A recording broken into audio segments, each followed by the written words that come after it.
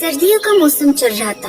सारे पंछी सर्दी से बचने के लिए आग जलाकर अपना शरीर गर्म कर रहे थे। तभी वहाँ पर भूरा कौवा आ जाता है। अरे भूरे, तू आ गया।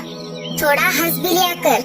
तू इतना कलमुआ है कि हमें अंधेरे में दिखाई भी नहीं दे रहा। सारे पंछी जोर जोर से हंसने लगते हैं और भूरा बिना किसी को कुछ बोले मन ही मन में इसका बदला लूंगा ऐसा कहकर वहाँ से उड़ जाता है। उसे रास्ते में जादूगर तोता का पॉम्पलेट मिल जाता है। उस पॉम्पलेट को भूरा कौवा पढ़ता है। कल करे सो आज कर, आज करे सो अब। हो किसी बात से परेशान तो मिलेगा उसका समाधान। संपर्क जादूगर तोता। भूरा उस पॉम्पलेट को पढ़कर उस जगह जाता है। अरे भूरे कौवे, आ गए तुम? अरे पर आपको मेरा नाम कैसे पता चला? ये मेरी सालों की तपस्या का फल है बच्चे। तुम्हें जो चाहिए वो मैं ही दे सकता हूँ। क्या सच में आप मुझे सबसे सुंदर बना सकते हो? हाँ हाँ, मैं कुछ भी कर सकता हूँ, लेकिन बदले में मुझे कुछ देना पड़ेगा। भूरा जादूगर की सारी बातों को मान लेता है। जी हाँ तोते महाराज, आप जो चीज बोलोगे वो मैं चीज आपको ला कर दूंगा। बस मुझे सुंदर बना दीजिए। हाँ तो ध्यान से सुनो मेरी बात। अगले अमावस की रात तक जितने पक्षियों के पंख इकट्ठा हो सके इकट्ठा करो और मेरे पास लेकर आओ। तुम जितने ज्यादा पंख लाओगे तुम उतने ही ज्यादा सुंदर दिखोगे। भूरा सुंदर दिखने के लिए कुछ भी कर सकता है और वो हर रात अगली अमावस्या तक पंछियों के पर चोरी करके जमा कर रहा था। क्या हुआ बुलबुल, तुम इतनी परेशान क्यों हो? क्या बताओ लाडो, दिन ब दिन तो मेरे पंख की संख्या कम ही हो रही है। बल्कि मैं मेरे पंख को सुंदर दिखने के लिए उन्हें हर रोज साफ करती हूँ। हाँ हाँ बुलबुल, मेरे भी पर दिन ब दिन कम हो रहे हैं। पता नहीं क्या हो रहा है। तभी बाकी के सारे पंछी वहाँ पर आ जाते हैं जिनके पर गायब हो रहे थे। नहीं नहीं, ये कोई आम बात नहीं है। सारे पंछियों के पर यूं ही कैसे कम हो सकते हैं?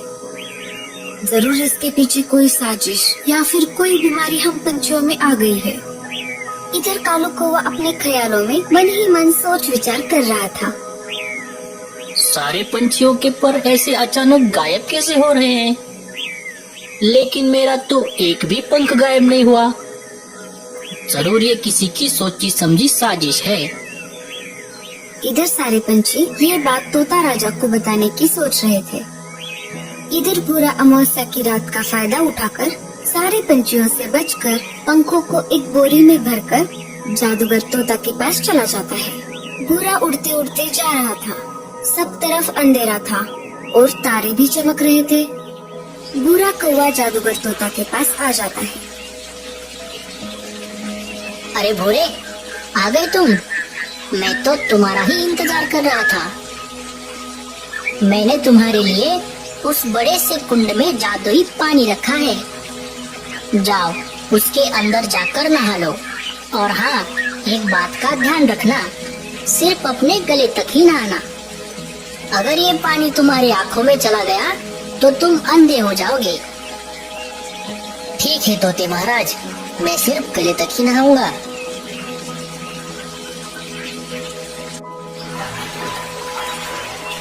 भूरा कौवा जादूगर तोता के बताए हुए विधि के अनुसार नहाकर आता है। जैसे जादूगर तोता ने कहा वैसे ही भूरा कौवा ने किया। आ गए तुम नहाकर? अब अपनी आंखें बंद कर लो और मेरे कहने से पहले आंखें मत खोलना। और जादूगर तोता अपना जादुई मंत्र पढ़ता है। श्रीं विंग सर्वलिंग भूत भविष्य वर्तमान बदलिंग।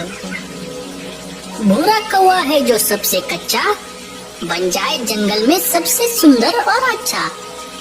और जादूगर तोता सारे पंखों को भूरे की ओर फेंक देता है। इधर सारे पंछी तोता राजा के महल में आ जाते हैं, लेकिन पता नहीं क्यों तोता राजा तो बहुत ही उदास थे। महाराज, क्या हुआ? आप इतने परेशान क्यों हो? हम हमारी समस्या को लेकर आपके पास आए थे, लेकिन आप तो किसी दूसरी ही समस्या में दिख रहे हो। लाडो, मुझे विरासत में मिला हुआ राजमुकुट चोरी हो गया है। इस वजह से मैं मेरा राजा का अधिकार खो चुका हूँ। मेरे मुकुट के बिना मुझे कौन राजा कहेगा? आप चिंता मत करो राजा जी, मुझे समझ में आ गया है कि चोर कौन है। जरूर ये चोर मेरा भाई भूरा ही है। मुझे शुरू से ही उस पर शक हो रहा था। जब से मुझे समझ में आ गया कि मेरे ही पंख क्यों नहीं गायब हो रहे। अगर ऐसी बात है तो मैं एक सेना की टुकड़ी अभी भेज देता हूँ। राजा जी के कहने पर कुछ सैनिक भूरे को खोजने के लिए निकल पड़ते हैं। इधर भूरा अपने नए पंख से खुश होकर उछल कूद कर रहा होता है। अरे भूरे, जैसे मैंने तुम्हें सुंदर बनाया है, मैं तुम्हें तुम्हारे पहले रूप में भी ला सकता हूँ। नहीं नहीं, ऐसा मत कीजिए जादूगर तोता जी। आपने जैसे कहा वैसे ही मैंने किया। मैंने चुपके से जाकर राजा जी का मुकुट चोरी कर लिया है। ये लीजिए। इतना बोलकर राजा जी का मुकुट जादूगर तोता को दे देता है। जैसे ही जादूगर तोता वह मुकुट पहन लेता है, राजा की सारी शक्तियाँ उसके अंदर आ जाती है। ऊपर से राजा जी के सैनिक आ रहे थे, वो उस जादूगर को देख लेते हैं। अरे राजा जी, आप यहाँ कैसे? आप इतनी जल्दी यहाँ कैसे आ गए? जादूगर तोता राजा जी का जुड़वा भाई था, जो कि राजा की तरह दिखता था और उसके अंदर एक अलग ही चमक आ गई थी। हाँ, मुझे अब मेरा मुकुट मिल चुका है। चलो, अब मुझे मेरे महल में लेके चलो।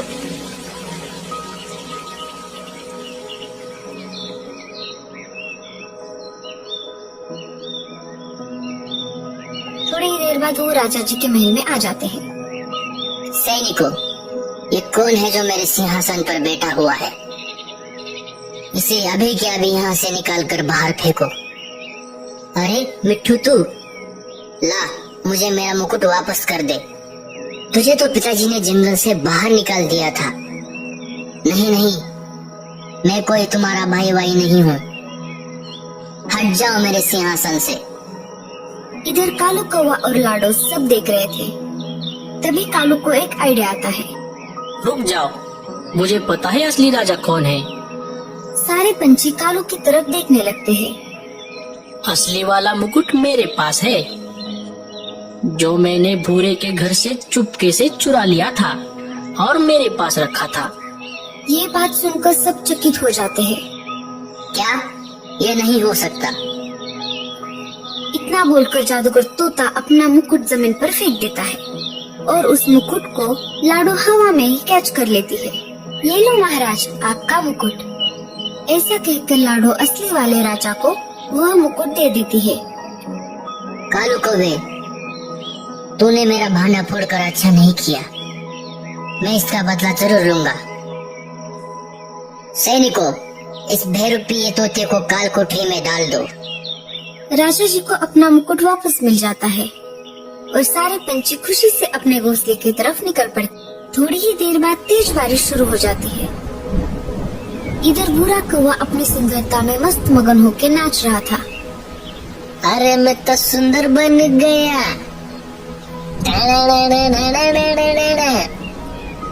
अरे ये क्या हो रहा है? मेरे सारे पंख ये नीचे कैसे गिर रहे हैं? मेरे सारे पंख निकल क्यों रहे हैं? अरे उस जादूगर ने तो मुझे फंसा दिया। ये तो ग्लू का पानी था। अरे उसने मेरे ही पंख लेकर मुझको ही चिपका दिए। भूरा जोर जोर से रोने लगता है। तो दोस्तों, कैसी लगी आपको हमारी ये कहानी? हमें इस कहानी से ये सीख मिलती है कि हमें जैसे इस प्रकृति ने बनाया है, हमें वैसा ही रहना होगा। ज्यादा लालच किसी काम का नहीं। आपको हमारी ये कहानी कैसी लगी, हमें कमेंट्स में जरूर बताना।